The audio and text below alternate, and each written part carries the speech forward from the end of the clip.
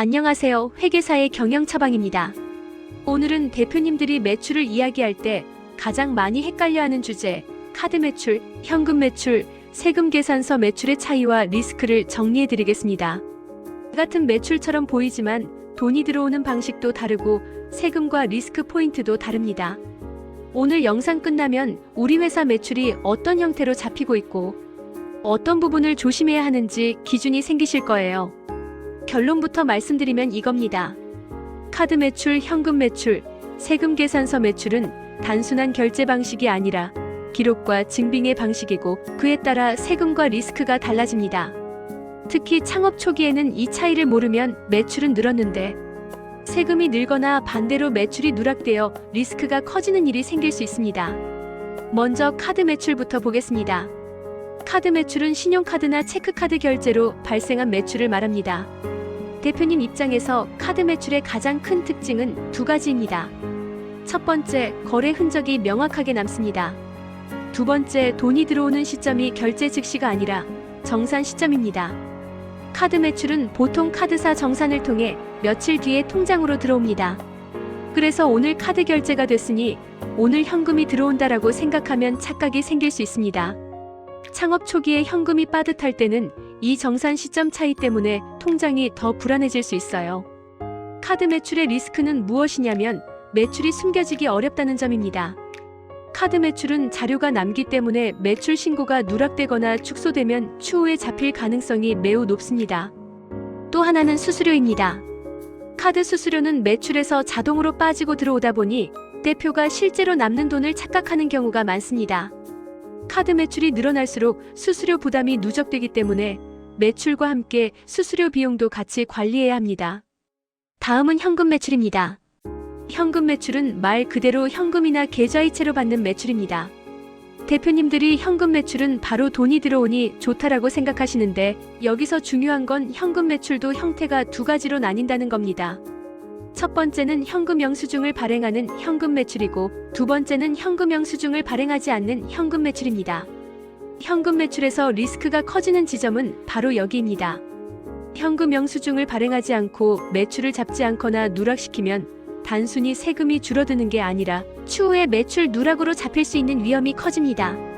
특히 요즘은 계좌이체나 입금 기록이 남기 때문에 마음대로 숨길 수 있다고 생각하면 위험합니다. 그리고 현금 매출은 증빙에 문제가 있습니다. 현금으로 받았는데 증빙을 제대로 남기지 않으면 나중에 거래가 있었는지 입증이 어려울 수 있고 반대로 매출로 잡을 수 있는 걸 놓치기도 합니다. 또 창업 초기 대표님들이 자주 하는 실수가 있습니다.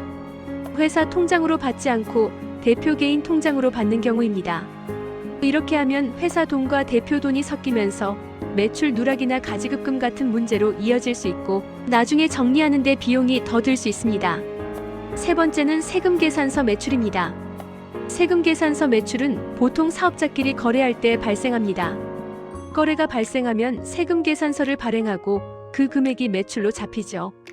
세금 계산서 매출의 장점은 거래가 명확하다는 겁니다. 세금 계산서가 발행되면 매출로 잡히는 구조가 분명해집니다. 하지만 세금 계산서 매출은 대표님들이 오해하는 위험 포인트가 있습니다. 바로 세금 계산서를 끊으면 돈도 들어온다라는 착각입니다. 세금 계산서는 매출 증빙이고 입금은 별개입니다.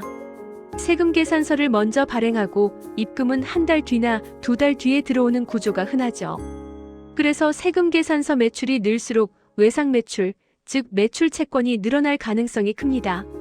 이게 바로 흑자인데 통장 잔고가 줄어드는 대표적인 원인이 됩니다. 세금 계산서 매출의 리스크는 또 있습니다. 첫 번째는 부가세입니다. 세금 계산서를 발행하면 부가세 신고와 납부가 따라옵니다. 그런데 입금이 아직 안 들어왔는데 부가세 납부 시점이 먼저 오면 현금이 빠듯한 회사는 부담이 커질 수 있습니다. 즉 돈은 못 받았는데 세금은 먼저 내는 상황이 발생할 수 있어요. 두 번째는 가공거래 리스크입니다. 실제 거래가 없거나 실체가 불분명한 거래에 세금 계산서를 발행하거나 수취하면 나중에 리스크가 크게 터질 수 있습니다. 세금 계산서만 맞춰보자 같은 접근은 굉장히 위험합니다. 창업 초기에는 절세보다 안전이 먼저입니다. 자, 여기서 대표님이 가장 궁금해하시는 질문을 하나 정리해 볼게요. 그럼 어떤 매출이 제일 안전하고 좋은가요? 정답은 하나가 아닙니다. 하지만 기준은 있습니다. 첫 번째, 돈이 언제 들어오는지 명확해야 합니다. 카드 매출은 정산일을 알고 있어야 하고, 현금 매출은 회사 계좌로 받고 증빙을 남겨야 하고, 세금 계산서 매출은 결제 조건과 입금일을 계약 단계에서 정해야 합니다. 두 번째, 매출 증빙이 정리되어 있어야 합니다. 카드는 카드 전표와 정산 자료, 현금은 현금 영수증이나 이체 내역과 거래 증빙, 세금 계산서는 계약서와 거래 명세, 입금 내역까지 연결되어야 합니다. 세 번째, 세금 납부 타이밍을 관리해야 합니다. 세금 계산서 매출은 특히 부가세 납부 시점을 미리 캘린더로 관리해야 하고, 현금 매출도 신고 누락이 없도록 습관을 만들어야 합니다. 이제 오늘의 실전 체크리스트를 드리겠습니다. 첫 번째, 우리 회사 매출은 카드, 현금, 세금 계산서 비중이 각각 어느 정도인가? 두 번째, 카드 정산일을 알고 있고 수수료 비용을 같이 관리하고 있는가? 세 번째, 현금 매출은 회사 계좌로 받고 현금 영수증이나 증빙을 남기고 있는가? 네 번째, 세금 계산서 매출은 입금일이 확정되어 있고 매출 채권이 과도하게 늘고 있지는 않은가? 다섯 번째, 부가세 납부 시점과 자금 흐름이 충돌하지 않도록 캘린더로 관리하고 있는가?